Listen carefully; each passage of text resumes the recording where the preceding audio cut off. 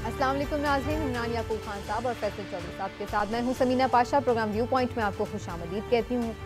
Important happenings हो रही हैं रावलपिंडी और इस्लामाबाद में। मुलाकातें भी तेज़ हैं और राब्ते भी ज़्यादा तेज़ दिखाई दे रहे हैं।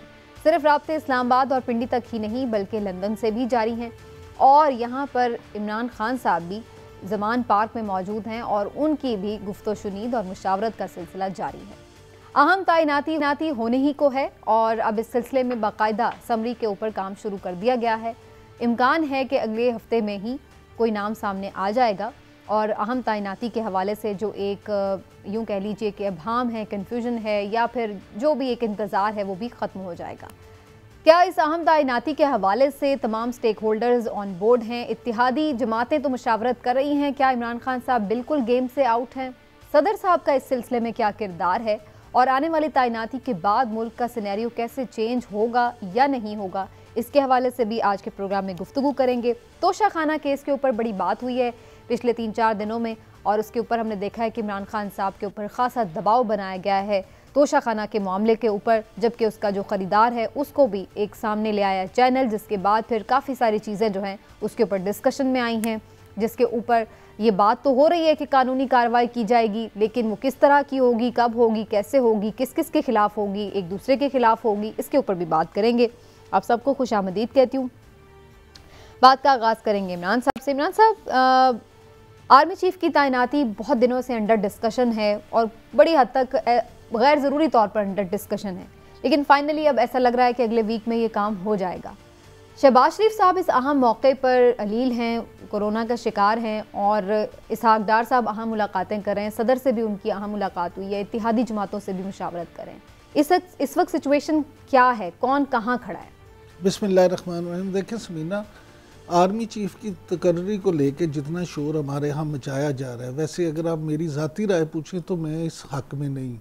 इस हवाले से ये देखें प्रोफेशनल मामला है, इसको उसी तरह से चलना चाहिए, ना कि आप इसको इस तरह एक सियासी स्टंट बना दें और इसी पे बहस और तमाम टॉक शोज़ भी इसी पे हो रहे हैं।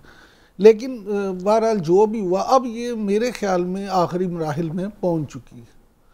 इसमें अब वो मामला नहीं है कि जी ज़्यादा देर होगी। अभी कुछ देर पहले टीवी पे वो चल भी रहा था वफाकी वज़ीर का भी कि जनाब अगले हफ्ते के शुरू में ख्वाजा आसिफ साहब का कि अगले हफ्ते के शुरू में ये नाम सामने आ जाएगा। मामला ये है कि मैं ज़ाती तौर पे ये समझता हूँ और हम यहाँ बात भी करते रहे, हमारे वाकफ़ा नियाल के मुताबिक तो पहले भी इत्तेहादी जमातों में, PDM की जमातों में कोई इस पर रिफ्ट नहीं थी। लेकिन अब तो ये बात मज़ीद क्लियर हो गई है। मियाँ नवाज शरीफ की एक दफ़ा फिर आसफ़ अली ज़रदारी साहब से और मौलाना फजलुर रहमान से फ़ोन पे भी बात हुई और फिर जैसा आपने अपनी इंट्रो में भी कहा कि इसहाक डार साहब मुलाकातें भी कर रहे हैं, तो PDM में तो ये मामला नहीं है। अब आ जाते हैं इमरान खान साहब की तरफ। बतौर अपोजिशन लीडर तो इमरान खान साहब ने जब ये देखा और समझा कि उनको इस मामले में हुकूमत कोई बिल्कुल भी लिफ्ट नहीं करा रही, तो उसके बाद उन्होंने फैसला किया, उन्होंने कहा जी वो वेट एंड सी की पॉलिसी अपनाए हुए हैं। अच्छा। लिहाजा वो भी अब इस मामले में पीछे हट गए हैं और इस इंतज़ार में है कि जैसे ये तकर्री होती है तो पता चल जाएगा क्या तकर्री होती है। लेकिन उन्होंने वैसे ही कहा कि जो भी होगा वो उनके लिए एक्सेप्टेबल बिल्कुल ऐसे ही है। तीसरी बात आ जाती है अब ये कि कुछ लोगों की तरफ से ये कहा जा रहा था कि सदर मुमलिकत इसमें को मामला जो है ना वो करेंगे, गड़बड़ न करें, रोड़े ना अटकाएं या 25 दिन तक इसको ताखीर का निशाना ना बना दें। तो ये बात भी क्लियर हो गई है। इसहाक डार साहब ने आज उनसे भी मुलाकात की और ये भी खबर आई है कि नहीं, ऐसी सदर मुमलिकत कोई बात नहीं करेंगे। और फवाद चौधरी साहब ने भी कहा है कि सदर साहब के हवाले से कि वो अपना आईनी किरदार अदा करेंगे। मुझे नहीं लगता, काफी हद तक चीजें वो क्लियर नजर आ रही हैं। मुझे नहीं लगता कि इसमें बज़ाहिर कोई ऐसी अब चीज ठीक हो गया। मैं जरा चौधरी साहब का भी मौक़िफ़ लूं। चौधरी साहब, एक तो इमरान खान साहब ने पिछले वीक में भी ये बात की थी कि आसिफ जरदारी साहब ने जो अपना मैंडेट है वो नवाज शरीफ साहब को दे दिया और उन्होंने कहा वो जो कहेंगे वही मेरा उम्मीदवार होगा। और अब ये बज़ाहिर सामने भी बात आ गई, उन्होंने कहा है कि सारे उनके लिए काबिल एहतराम है, काबिल हैं, तो उन्हें कोई इसमें एतराज़ नहीं है, वज़ीर आज़म साहब, नवाज शरीफ साहब जो चाहें तैनाती करें।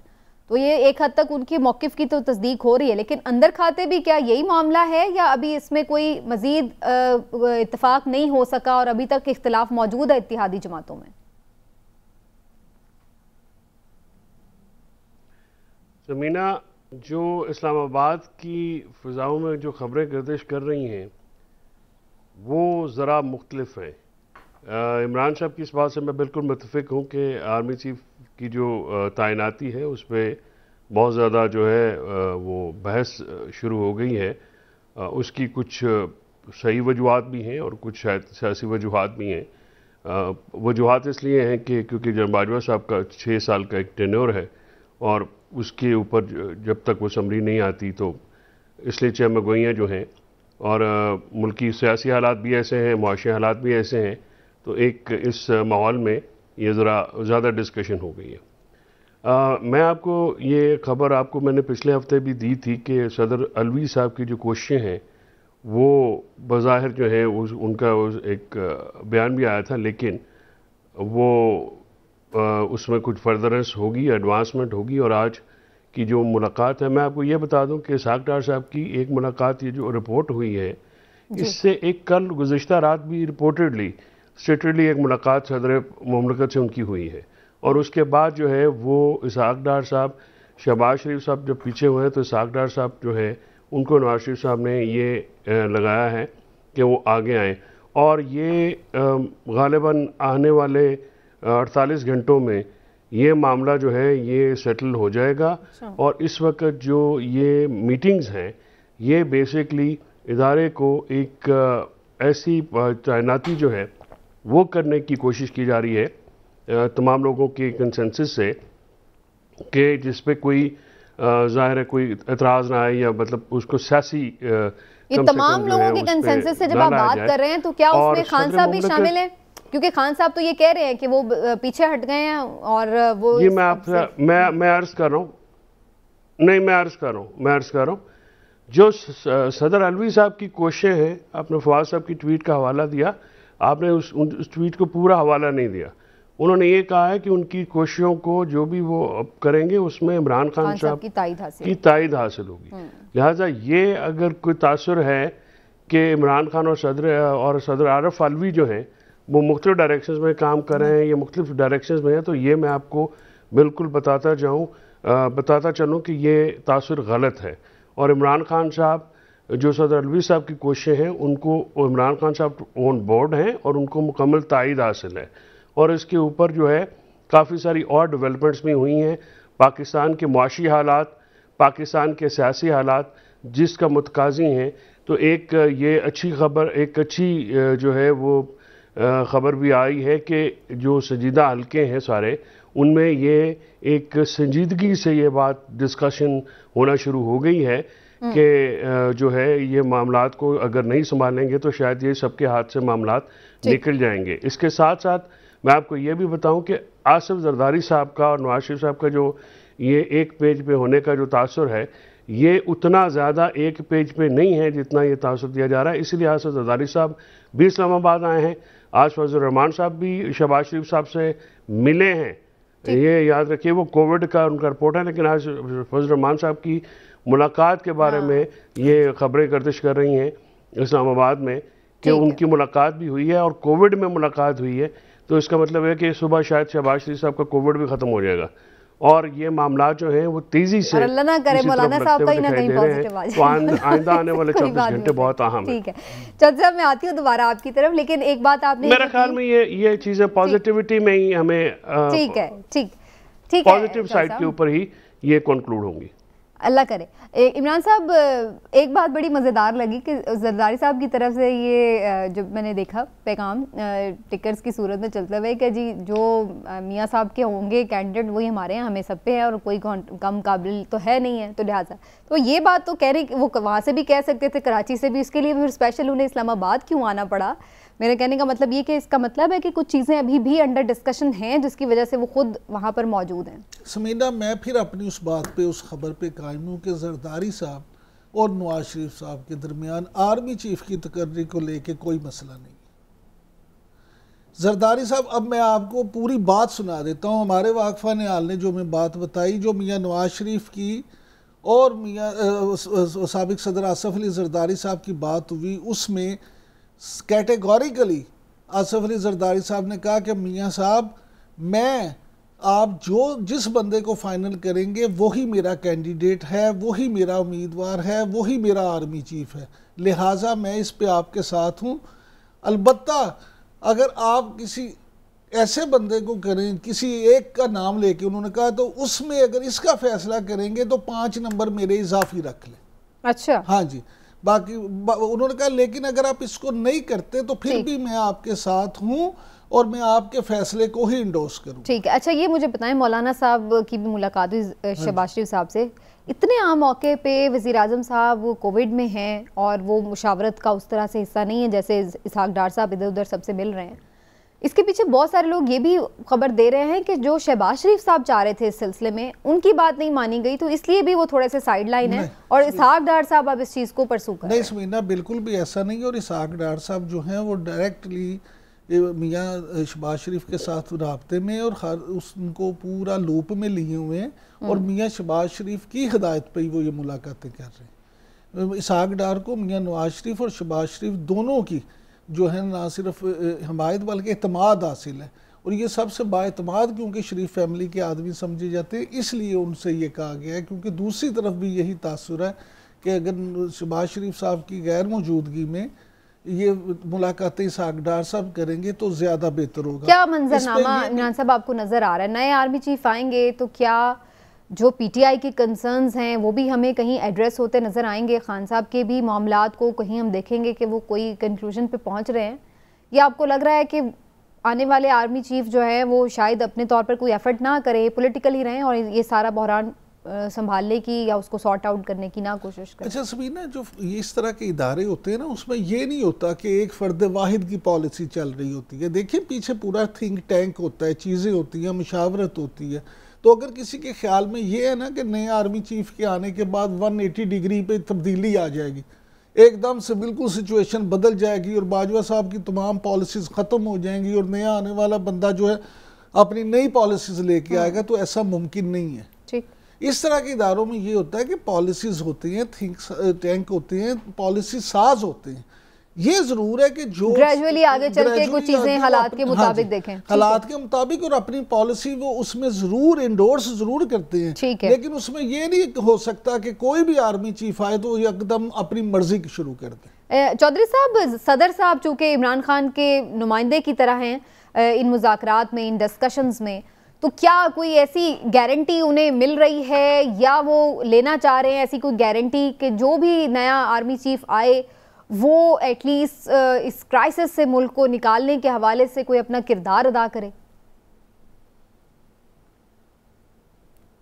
देखिए इस वक्त समीना जो 3 मेजर चैलेंजेस आएंगे किसी भी आर्मी चीफ को जो आते ही, वो एक सबसे पहले तो जो एक बदमज़गी जो है वो आई है और पॉलिटिकली इन्वॉल्वमेंट और बहुत ज़्यादा आपको पता है एक ज़रा पोलराइजेशन बढ़ी हुई है, उसको कम करना और माशी जो अहदाफ हैं पाकिस्तान के उनको दुरुस्त करना और पाकिस्तान को एक दुरुस्त समत की तरफ गामजन करना, ये जो है ये बड़ा ज़रूरी अंसर है। पाकिस्तान का जो आर्मी चीफ है, बल्कि एक मिलिट्री सेक्टर्स में एक कहावत है वो कही जाती है जो हमारे मार्शल एरियाज़ हैं, उसमें कहा जाता है कि army changes with the army chief. तो जो आर्मी चीफ हैं वो फ़ौज में बहुत ही अहमियत का हामिल एक दफ्तर है और उस ऑफिस में जो भी मौजूद होते हैं उनका पॉलिसी के ऊपर काफ़ी असर होता है और वो पॉलिसी को जो है वो बेहतर करने की हर आर्मी चीफ कोशिश करते हैं।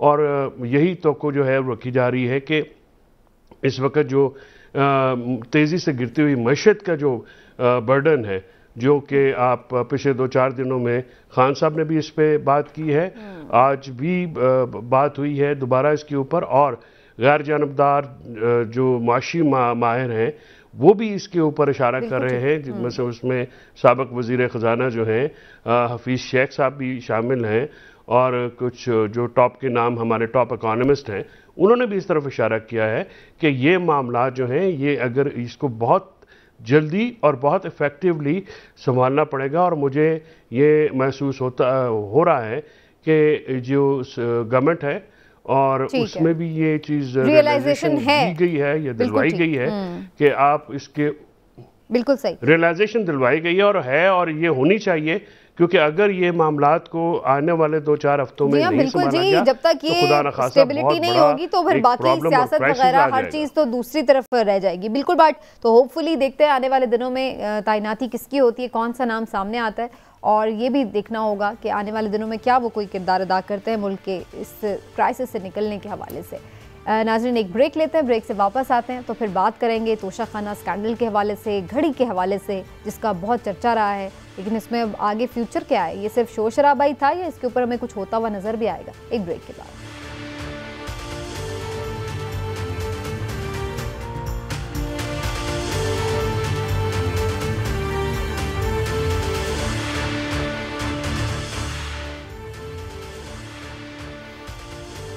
घड़ी स्कैंडल काफ़ी ज़्यादा पिछले दिनों में हमने देखा कि एकदम मंजर आम पर आया और फिर उस पर बहुत ज़्यादा गुफ्तगू हुई।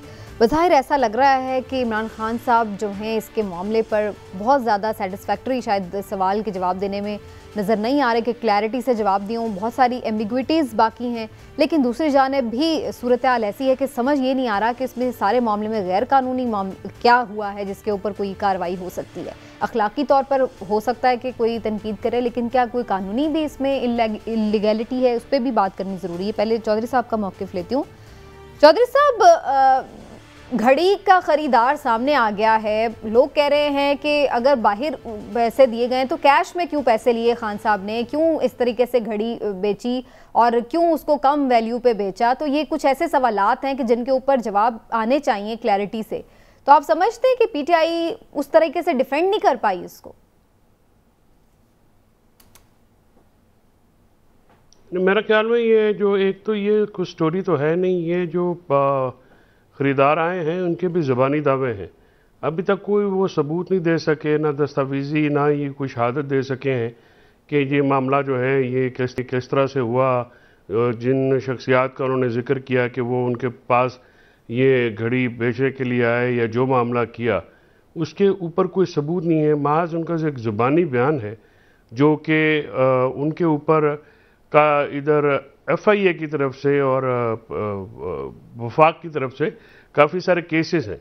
और ये भी एक बाद में ख़बरें आ रही हैं, यानी उनका जो है पहले नाम ECL में था और वो वहाँ से हटाया गया, काफ़ी सारी रायतें भी दी गई हैं उनको। तो लगता है ऐसा है कि ये एक प्लांटेड जो है वो स्टोरी है।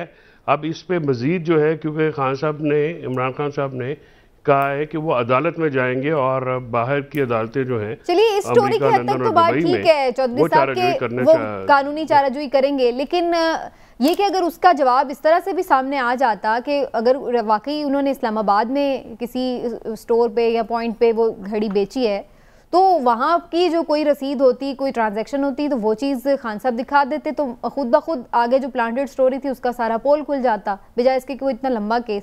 लेकिन वो चीज़ भी तो उस तरह से सामने नहीं आ सकती। नहीं, वो इसी तरह ही हुआ है। नहीं, वो इस तरह ही हुआ है। वो उसकी तो ये, क्योंकि एक स्टोरी जो है ये बाकायदा प्लांट की गई और फिर एक जो है इसको बाकायदा हवा दी गई और सारा इस पर पूरा एक ताकत सर्फ हुई है। ये मामला इलेक्शन कमीशन में पूरी तरह से इसकी छानबीन हुई है और इलेक्शन कमीशन भी इस मामले के ऊपर छानबीन करने के लिए उन्होंने मज़ीद इसको सेशन कोर्ट में भेजा है। पहली बात तो ये है। और वहाँ पे जो रिकॉर्ड आया है उसमें जो घड़ी की सेल्स है, ये तोशाखाना की जो मामलात होते हैं, मैं आपको थोड़ा क्लैरिफाई कर दूँ और सुनने वालों के लिए भी और देखने वालों के लिए भी, ये इस तरह से नहीं होते हैं कि जी के तोहफे जो हैं वो आते हैं। स्टेट टू स्टेट एक बिज़नेस होती है। तोशाखाना जो है ये दुनिया की हर रियासत में एक ऐसा स्टोर होता है जिसमें हुकूमत को जो मिलने वाली अशियाँ हैं दूसरे ममालिक की तरफ से उनको रखा जाता है और उनकी ख़रीदो फरोख्त के लिए भी एक बाकायदा कानून है, रूल्स हैं, रेगुलेशंस हैं। उसमें अप्रेजिंग होती है। ग्रेड 16 के FBR के एक नुमाइंदे होते हैं और अगर एक सर्टन अमाउंट 5 लाख रुपए से ज़्यादा हो तो एक कमेटी होती है जो कि एक किसी भी तोहफे की जो है कीमत तय करती है और उस कीमत की अब मौजूदा रूल्स के तहत 50% कीमत देकर उसको ख़रीदा जाता है। तो ये तोहफा नहीं है, इमरान खान साहब ने ये परचेज़ किया है। और दूसरी बात यह है कि ये पहली दफ़ा नहीं हुआ है। इसमें नैब का एक रेफरेंस नंबर 6 चल रहा है जरदारी साहब के खिलाफ, यूसुफ रज़ा गिलानी और मियां मोहम्मद नवाज शरीफ के खिलाफ। उनके ऊपर इल्ज़ामात उसमें ये हैं कि जो उन्होंने एक सऊदी अरेबिया की तरफ से बुलेट प्रूफ मर्सिडीज़ दी गई थी, जो कि मियाँ साहब ने 2008 में, जब वो पब्लिक ऑफिस होल्डर भी नहीं थे और तोशाखाना रूल्स के मुताबिक गाड़ी जो है वो भी नहीं दी जा सकती, तो रूल्स रिलैक्स करके जरदारी साहब और नवाज शरीफ साहब ने दुबई, सऊदी अरेबिया और लीबिया के हुक्मरानों की तरफ से दी गई गाड़ियां जो हैं वो इंतहाई सस्ते दामों में जो है वो ली, और ना सिर्फ ली बल्कि जरदारी साहब पे ये इल्ज़ाम है कि उसकी जो ड्यूटीज़ और टैक्सेस हैं वो भी फेक अकाउंट से दिए गए। और ये सारा मामला जो है सुप्रीम कोर्ट में एक ह्यूमन राइट केस था, उस केस में सुप्रीम कोर्ट के हुक्म के बाद जो है तफ्तीश में चलिए फेयर इनफ, उनके ऊपर भी केसेस हैं, वो भी प्रोब होने चाहिए, इसमें तो कोई दो राय नहीं है। लेकिन मैं थोड़ा सा इस पे जरूर इमरान साहब का पहले कमेंट लूं। इमरान साहब, जो रूल था उसके मुताबिक उन्होंने पैसे दिए, उसके मुताबिक उन्होंने घड़ी खरीद ली, घड़ी खरीद के उन्होंने बेच दी, इसमें इलीगल क्या है? अखलाकी तौर पे तो कोई कह सकता है तोहफा नहीं बेचना चाहिए। समीना, गुजारिश ये है कि जो साहब ने जो सारी बात बताई ना, उसमें भी बड़ी चीज़ें, आज बड़ी माजरत के साथ मैं उनसे भी ज़रा इख्तलाफ करूँगा इस पर। मामला ये कानूनी तौर पे वो बहुत बेहतर समझते हैं, मैं पहले आ जाता हूँ इसके अखलाकी पहलू पे। आप उनका मुआजना इमरान खान साहब का मुआजना, जनाब साबिक वज़ीर आज़म इमरान खान साहब का मुआजना चोरों लुटेरों से तो ना करें। इमरान खान साहब तो कहते ही है ना उन्हें कि आसिफ अली जरदारी साहब भी चोर हैं, मियाँ नवाज शरीफ साहब भी चोर हैं, यूसुफ रज़ा गिलानी साहब भी डाकू हैं। तो वो तो डाकू चोर थे, वो तो करते ही गलत काम थे। आप तो रियासत मदीना के दाई थे, आप तो ईमानदार तरीन इखलाकियात की उन बुलंदियों पे फाइज थे, आपसे तो ये उम्मीद ही नहीं की जा सकती। और कौन सा कानून और कौन से पैसे? आपने 50% का कानून बनाया और उसके 35 दिन के बाद 20% दे के पैसे आपने वो चीज़ खरीद ली। और मज़ेदारी देखें कि जो इनकी तरफ से तोशाखाना की रसीद और उस के बेचने की रसीद दी जा रही है, मज़े की बात यह है कि दोनों पे तारीख 22 जनवरी 2019 की है। यानी पहले आपने सौदा कर रखा था बेचने का, तो आपने उधर से खरीदी उधर बेच दी, यानी खरीदी ही बेचने के लिए थी। मामला ये इसमें देखें, इमरान खान साहब की ये बात सिर्फ ये नहीं है, ये मामला उससे भी आगे है। इमरान खान साहब पे इस हवाले से 3 इल्ज़ामात लग रहे हैं, एक टैक्स चोरी का, दूसरा मनी लॉन्ड्रिंग का और तीसरा तोशाखाने को नुकसान पहुंचाने का। मैं समझता हूँ हो सकता है ये तीनों ही गलत हो, तीनों ही बाद में झूठे साबित हो जाए। लेकिन ये जो आए हैं इसमें आप ये बताएं कि 8 दौरे ऐसे भी हैं बतौर वज़ीर आज़म जिनका अभी रिकॉर्ड ही नहीं है, अभी वो भी चीज़ें आनी हैं। अब देखें, आपने जब ये जाली रसीदें बनवाई, या मुझे तो एक और चीज़ का खतरा है, मैं आपको सही बताऊं, ये तो फिर इन्वेस्टिगेशन ही बताएगी ना, हम कैसे तय कर लेंगे जाली? नहीं, मुझे एक और खदशा है कि शायद इमरान खान साहब के साथ भी यही ना हुआ हो कि जितने इमरान खान साहब कह रहे हैं उनको पैसे उतने मिले हों, और जिन्होंने दरमियान में इनके अपने लोगों ने जाके बेची हो जिसको भी, उससे वाकई पैसे लेके तो अपने कार पढ़ ले हो, यह भी हो सकता है। लेकिन मामला ये है कि ये देखिए, एक तो चीज़ है ना, वो बंदा हो सकता है वो करप्ट हो, मैं चौधरी साहब की बात सही मान लेता हूँ, उसके खिलाफ बड़े केसेस होंगे, लेकिन आप देखिए वो तो आपको घड़ी दिखा रहा है, उसके पास तो सारी चीज़ें मौजूद हैं। आप बिल्कुल दुबई में करें, लंदन में करें, अमेरिका में करें, कौम के सामने ये ज़रूर लाएं चीज़ें कि भाई वाकई वो झूठा था, आप सच्चे थे। लेकिन आप सादिक और अमीन होने की जो बात करते हैं, इस मामले ने में तो आपको ला के सबके सामने नंगा कर दिया। हमारे यहाँ प्रॉब्लम ये है कि यहाँ पे तो सब एक इस मामले सब ही नंगे हैं। चौधरी साहब, ये बात बड़ी हो रही है कि ये बेसिकली सारा जो मामला हुआ है उसका खान साहब ने भी ये आज जिक्र किया है कि इसका मकसद ही ये है कि किसी तरह ये साबित हो जाए कि चलो नवाज शरीफ या आसिफ जरदारी को हम क्लीन तो नहीं साबित कर सकते, तो हम ये कर लें कि इमरान खान को भी हम यही साबित कर दें ये भी इन जैसे ही हैं। तो ये कोई इसकी सारी जो है कैंपेन है। लेकिन सवाल ये कि जो सवाल उठाए जा रहे हैं, यानी सियासी बयानिया बनाना है, ये तो इमरान खान साहब का पॉइंट है ना। लेकिन बात ये बनाना और इसमें असलियत कोई नहीं है। ये इमरान खान साहब का मैंने आपको बताया कि उनका ख्याल ये कि ये सारी कैंपेन ये अच्छा, लेकिन ये अब यही तो बात बेसिकली हम कर रहे हैं कि इसको असेस कैसे किया जाए। कैंपेन तो इसलिए देखिए, बात सिंपल सी है। सबसे पहले तो आप ये देखेंगे ना कि क्या जो अप्रेजल कमेटी जो रूल्स एंड रेगुलेशंस हैं, क्या उसके मुताबिक जो है चीज़ ली गई है, दी गई, क्या उसकी वायलेशन हुई? तो अपेरेंटली तो कोई वायलेशन हुई नहीं। जहाँ तक टैक्स का मामला कहा जा रहा है, टैक्स उस पर पे है और वो जो रसीदें हैं और वो जो सबूत हैं वो इलेक्शन कमीशन में। देखिए एक कॉन्टीन्यूस कैंपेन है ना इमरान खान के खिलाफ। कोई उनके खिलाफ जितने भी केस किए गए उनको नाअहल करार देने के लिए वो पहले सुर्खियां लग गई। मैंने आपको उस दिन भी कहा था जिस दिन वो डिस्क्वालिफिकेशन वाला हुआ कि ये डिस्क्वालिफिकेशन तो सुबह वो इलेक्शन लड़ेंगे ख़त्म हो जाएगी। वो डिस्क्वालिफिकेशन है भी नहीं। इसी तरह पहले इलेक्शन कमीशन ने एक डिस्क्वालिफिकेशन की जिसका कोई रत्ती बराबर असर नहीं हुआ, ना वो हो सकती थी।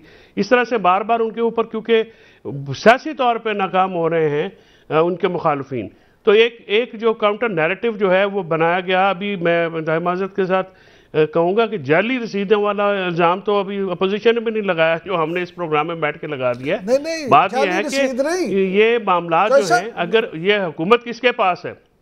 सर खान साहब एक मिनट सर मैं पूरी गल कर रहा हूँ। मैं बात यह है कि हुकूमत इनके पास है ना, ये वफाकी हुकूमत के पास इख्तियारात हैं। वफाकी हुकूमत जो है वो सोई पड़ी है। अगर इस तरह का कोई मामला हुआ है तो कोई केस अभी तक क्यों नहीं बनाया गया? इसी वजह से नहीं बनाया गया कि उसकी लीगैलिटी जो है वो है नहीं। इलीगल चीज होती तो आज तक कोई ना कोई केस बन जाता, और क्योंकि वो केस बन नहीं सकता। ये देखें ना, एक चीज जो है मसलन ऑक्शन में गाड़ियां होती हैं, हुकूमत की गाड़ियां होती हैं, ऑक्शन में मैं लाके गाड़ी लेता हूं, उसके बाद तो वो गाड़ी मेरी है, मैंने पैसे दिए हैं, पैसे दे के मैं उसको जहां मर्जी बेचूं। ये कौन सा इल्जाम हुआ कि आपने ना तो इलीगली कोई चीज खरीदी है, ना आपने कोई रूल वायलेट किया है। टैक्सेस पे हैं, टैक्सेस पे इलेक्शन कमीशन ने पूरा इंक्वायरी करके अपना फैसला दिया जिसका कोई मुंह सिर पैर नहीं है। ठीक है, उसके बाद भी आप जाके ये इल्जाम जो है वो लगाएं। बात बनेगी अगर वाकई इसमें कुछ दम है तो केस करें। नहीं नजर आती। चोई साहब कानूनी पहलू पे जो बात करें, पहली बात ये कि मैंने तो ये कहा ही नहीं कि जाली रसीदें, मैंने तो ये कहा कि खान साहब की तरफ से जो रसीदें दी गई हैं नहीं देने की और बेचने की, मैं कह रहा हूं कि दोनों एक दिन की हैं। दोनों पे तारीख 22 जनवरी 2019 दर्ज है, यानी जिस दिन ली उसी दिन बेची। मैं ये कह रहा हूँ उनके पास खरीदने के पैसे नहीं होंगे ना, उन्होंने मामला रहे हैं ना कि बेचने के लिए ली थी, तो लेके अगर मैं बेच दूं तो यहाँ पर लोग प्लॉट नहीं लेते, लेके बेच देते हैं तो लेते हैं ना। क्या वो तो देखना ही है कि इलीगैलिटी लेने में हुई है।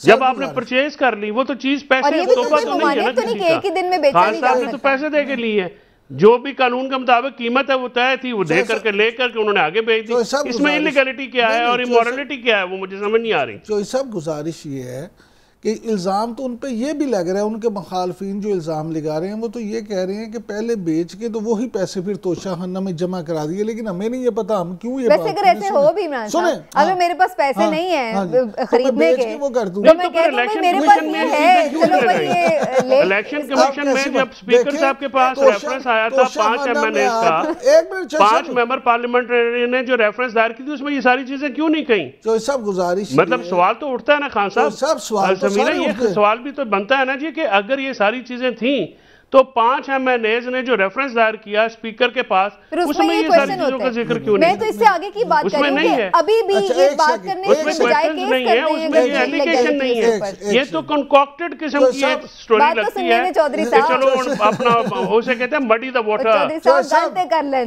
बात तो थोड़ा सा फासले पे, सॉरी जैसा गुजारिश ये है कि सर आप तो इस बात को बहुत अच्छी तरह समझते हैं कि ये तो कोई दलील नहीं है कि जी पहले आपने ये सबूत नहीं था दिया तो अब दोबारा भी आप नहीं दे सकते किसी चीज़ में। अगर आपको उस वक्त नहीं था तो अब ये बातचीत सामने आई तो सामने पेश कर दी। बहुत सारी चीजें जो हर केस में बाद में सामने आती है। सर आप एक जुमले में सर, हाँ मैं अर्ज ये कर रहा हूं सर कि अगर आपको नहीं पता था तो अभी आपको कहां से पता चल गया? एक बंदा पैदा करके तो नहीं ना होता, ऐसे तो कोई बंदा जो है। और वैसे सर उस बंदे की भी बात नहीं, वो डाउट तो है ना, इतने पैसे कैश में क्यों दे दिए, उसमें कैसे दे? सुप्रीम कोर्ट में अभी हुआ, नवाज शरीफ साहब का भी चला मुकदमा। मेरी गुजारिश ये है कि मामला ये नहीं है, देखें इखलाकियात पे जब आप बात करते हैं ना, मैं ये फिर वही बात करूंगा, इमरान खान साहब तो रियासत मदीना की बात करते हैं, इमरान खान साहब तो अपने आप को बहुत हाई रेट पे रखते हैं ना, नवाज शरीफ और आपके ख्याल से इसका मतलब आप ये बात मान रहे हैं कि कानूनी तौर पर इसमें, यानी इसका मतलब ये हुआ कि कानूनी तौर पे कोई प्रॉब्लम नहीं है, अखलाकी मसला है? नहीं, मैं ये कह रहा हूँ कानूनी तौर पे तो साबित हो जाएगा ना। इमरान खान साहब जो कह रहे हैं कि वो केस करेंगे तो करें, अगर हुकूमत नहीं वो केस कर रही तो वो भी तो नहीं कर रहे, करें, जरूर करें, सच सामने आए। मामला ये है, इसमें आप ये देखें वो तो डेफेमेशन के केस करेंगे ना, वो तो और चीज है। बिल्कुल करें। मामला ये है कि आप डेफेमेशन का तो और चीज है ना, आपने हुकूमत का तो काम है, अगर कोई इलीगलिटी टैक्स चोरी हुई है, मनी लॉन्ड्रिंग, ये तो बहुत बड़े इल्जाम आते हैं, इसके ऊपर तो केस करना चाहिए हुकूमत को। अब आपकी इत्तला के लिए अर्ज है कि अब नैब ने नोटिस ले लिया है, नैब भी कार्रवाई करेगी, और वही नैब जिसको इमरान खान साहब पहले इस्तेमाल करते थे अब उनके खिलाफ इस्तेमाल होगी। यहाँ मामला ये है, देखें उन्हें यही तो अफसोस है वो इस्तेमाल कर नहीं सके, वो कहते हैं मेरे इख्तियार में ही नहीं। तो फिर नैब न्याजी गठजोड़ ऐसे ही हो गया था, लोग नारे लगाते थे उनके मुखालफिन। मामला ये है कि यहाँ पे होता ये है कि जब हुकूमत में आप आते हैं तो आपकी सोच और राय और होती है, जब आप अपोजिशन में आते हैं तो अक्सर आपकी राय और सोच तब्दील हो जाती है। लेकिन मुझे तो यही लग रहा है कि इस मामले में मीडिया पे शोर हंगामा रहेगा, लेकिन असल में बज़ाहिर ऐसा दिखाई दे रहा है ना तो हुकूमत ने, अगर वाकई कोई सीरियस किस्म के मनी लॉन्ड्रिंग के सबूत निकल आए थे या टैक्स चोरी के, तो फिर हुकूमत को चाहिए था प्रेस कॉन्फ्रेंस करने के बजाय केस करती, वो हमें नज़र नहीं आया। लेकिन खान साहब को भी चाहिए कि इन चीज़ों को क्लियर करें ताकि ये जो मामला है इसके ऊपर मीडिया ट्रायल ख़त्म हो। एक ब्रेक लेते नाज़रीन, ब्रेक से वापस आते हैं तो कुछ मज़ीद भी बात करते हैं। केपी में दहशतगर्दी के कुछ वाक़यात हमें तेज़ी से रूनुमा होते नज़र आ रहे हैं, इसके पीछे क्या है, और थोड़ी JIT की भी बात करेंगे। खान साहब पे हमले के हवाले से जो तहकीकात करी है वो कहाँ तक पहुँची, एक ब्रेक के बाद।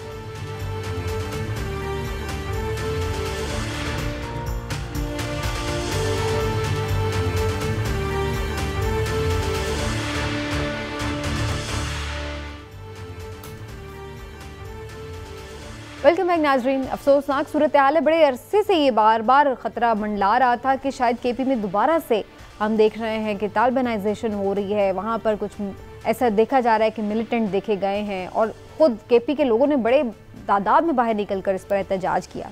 और अभी हमें ये नज़र भी आ रहा है कि लकी मरवत हो या बाजौड़, यहाँ पर जो दहशतगर्दी के वाक़यात हुए हैं जिसमें जानी नुकसान भी हुआ है, हमारे पाक फ़ौज के सिपाही और अफसरान भी शहीद हुए हैं, तो ये जो नया एक थ्रेट है ये क्यों है और इसकी क्या वजह है और इसको क्यों नहीं रोका जा रहा? कोई सीरियस भी ऐसा लग रहा है कि इसको नहीं ले रहा है इस मौके पे। इमरान साहब, इसकी क्या वजह है? देखिए सबीना, 2-3 वजूहात है। सबसे बुनियादी वजह ये है जिसकी निशानदेही IG KP ने भी की है। मैं अपने प्रोड्यूसर से कहूँगा कि अगर वो क्लिप हो तो वो चला भी दें। जब ये तालिबान की हुकूमत चलवा देते हैं, देख लेते हैं। 15 अगस्त 2021 को अफगानिस्तान में जो हुकूमत का चेंज हुआ, उसके बाद बहुत सारे तालिबान वहां से जो जेलों के अंदर थे दहशतगर्द, वो सारे के सारे रिहा हुए। अमेरिकन फोर्सेस का छोड़ा हुआ असला कई लोगों के हाथ में लगा और उस असला को वो अब खैबर पख्तूनख्वा में कानून नाफिज करने वाले इदारों के खिलाफ इस्तेमाल कर रहे हैं। लेकिन इंशाल्लाह हमारी superior man power, superior technology, superior capacity से तमाम को हम शिकस्त देंगे। अब देखिए, ये एक उस जुमले में उन्होंने अपनी सारी कहानी और बेबसी जाहिर कर दी है, बता दी है, समझा दी है। वहाँ से वो आगे जितने उनके तालिबान के दहशतगर्द थे, आप उनको दहशतगर्द कहें या उनके जो आप उनको मुजाहिद कहें, वो उन्होंने जेलों से निकाल दिए। जब वो निकाल दिए तो ये तो बहुत सारे यहाँ आ गया। अब अमरीका जो असला वहाँ छोड़ गया था, इन लोगों ने वो असला भी कब्जा कर दिया। यहाँ पे जब वो आए हैं तो वो यहाँ मुख्तलिफ वारदातों में और चीज़ों में हो गए। आप देखिए स्वात में कुछ का जो वाक़यात हुए, फिर दूसरे इलाकों में हुए, स्कूल जलाने के वाक़यात हुए मेमंद में, और ये सारे अब इन इलाकों में ये जो हैं मामलात, लकी मरवत हो या बाजौर हो, ये निस्बतन बेहतर इलाके हैं। यहाँ पहले उस तरह से नहीं था। अब ये हुकूमत जो है हमारी पाकिस्तान की, उनको भी चाहिए, कई दफ़ा हमने ये पहले भी बात की है कि एक तो ये टेकअप करें वहाँ दूसरे अफगानिस्तान से, दूसरा यहाँ जितनी इन पे सख्ती की जाएगी ईरानी हाथों से निपटा जाएगा, इन्हें ईंट का जवाब पत्थर से दिया जाएगा, फिर ये मामला ठीक है। आज खान साहब ने ये बात की, जो अफगानिस्तान में इस वक्त हुकूमत है वो पाकिस्तान मुखालिफ नहीं है, बिल्कुल। तो ये एक ऐसी सिचुएशन है जिसमें हम उन्हें बातचीत करके इंगेज करके वहाँ से जो उन्हें सपोर्ट मिलती है उसको हम रोक सकते हैं। इसकी ज़रूरत है, बहुत ज़रूरत है, और हमने पहले किया भी है, लेकिन वो उस तरह से अनफॉर्चुनेटली हमारे साथ ताउन नहीं कर रहे। इस ताउन को बढ़ाने की ज़रूरत है। अच्छा, लेकिन चौधरी साहब, इसका क्या हल है? ये जो एक नई लहर हमें दिखाई दे रही है केपी में ख़ास तौर पर, इसमें क्या जो केपी में ज़ाहिर है पाकिस्तान तहरीक इंसाफ की भी हुकूमत है, मुसलसल अब 2 टेन्योर उसके हो गए हैं, और मुराद सईद साहब भी इस पर बहुत ज़्यादा बात करते रहे हैं। कई दिनों से मैं देख रही थी कि वो इस चीज़ की तरफ इशारा कर रहे थे। तो क्या वजह है कि वहाँ पर इस चीज़ के ऊपर लेकर के कोई फौरी एक्शन नहीं लिया गया? केपी पुलिस यहाँ पर कहाँ खड़ी है? केपी के जो एफसी की वहाँ पर तैनाती है वो क्यों नहीं इसके ऊपर कोई मज़ामत शो कर सकी? देखिए समीना, इसमें 2 बातें हैं। एक तो ये सूबाई हुकूमत या जो पुलिस है, ये इंटरनल जो लॉ एंड ऑर्डर सिचुएशन है उनको टैकल करने के लिए ये फोर्सेस हैं। केपी पुलिस जो है उनकी दहशतगर्दी के ख़िलाफ़ जो है बहुत ज़्यादा कामयाबी रही है। ये जो लेटेस्ट इंसर्जेंसी आई है टीटीपी की सूरत में, इससे केपी और बलूचिस्तान का सूबा बहुत बैडली इफेक्ट है। बलूचिस्तान में भी नोशकी में और दूसरी लॉ आपने देखा कि वहाँ पे भी ये मामलात हुए हैं। इसमें एक तो पॉलिसी साज़ों को ये भी अपनी पॉलिसी पे शायद थोड़ी नज़रसानी भी करनी पड़ेगी। दूसरा ये सरहद पार के मामलात हैं। जब सरहद पार के मामलात आते हैं तो इसमें ज़्यादा जो जिम्मेदारी होती है वैसे तो वो वफाकी हुकूमत की होती है, फॉरेन ऑफिस की होती है, डिफेंस रिलेटेड जो इदारे हैं उनकी है, क्योंकि ये जो इंसर्जेंट्स हैं ये अफ़गानिस्तान से इन्फ्लिल्ट्रेट कर रहे हैं और जो बॉर्डर एरियाज़ हैं उनके ऊपर जो है मामलात को देखने की ज़रूरत है। जैसे कि अभी IGKP का हमने क्लिप चलाया तो उसमें वो ये क्या कह रहे हैं कि वो तालिबान जो वहाँ पे कैद थे जिनको सज़ा नहीं हुई, और ये बिल्कुल मुजाहिद नहीं है, मैं मुजाहिद के लफ्ज़ जो है वो बहुत ही एक और तरह का उसकी कॉनोटेशन है। मुजाहिद वो पाकिस्तान की अफवाज हैं जो बॉर्डर पे जो है हमारे जवान, वो मुजाहिद हैं। ये जो दहशतगर्द हैं, ये तकरीबकार हैं, ये आके पाकिस्तान में जो मामलात ख़राब कर रहे हैं और पाकिस्तान की लॉ इन्फोर्समेंट पे जो एजेंसीज़ के ऊपर जिस तरह से अटैक हो रहे हैं, ये हमारे फॉरेन ऑफिस की और फॉरेन पॉलिसी की नाकामी का मुंह बोलता सबूत है कि अभी तक अफगानिस्तान को ये इस तरह से एंगेज नहीं कर सके हैं और अफगानिस्तान में पाकिस्तान के खिलाफ एक नफरत की जो है फिजा पाई जा रही है। एक प्रोपेगेंडा हो गया हमारा, लेकिन इसमें एक शायद हम लोग इस तरह से मामलात नहीं कर रहे और वफाकी हुकूमत की इसके ऊपर कोई इतनी खास तवज्जो भी नजर नहीं आ रही उनकी। तो खैर इस वक्त तवज्जो ही पता नहीं किधर है, ही नहीं गाल समझी। बहरहाल काफ़ी ज़्यादा ये इंपॉर्टेंट और सीरियस मसले हैं, इनको देखना होगा। आने वाले दिनों में भी इस पर नज़र रखेंगे। नाज़रीन, आज के प्रोग्राम का वक्त खत्म हुआ। इंशाल्लाह फिर आपसे मुलाकात होगी। अपना ख्याल रखिए। अल्लाह हाफ़िज़।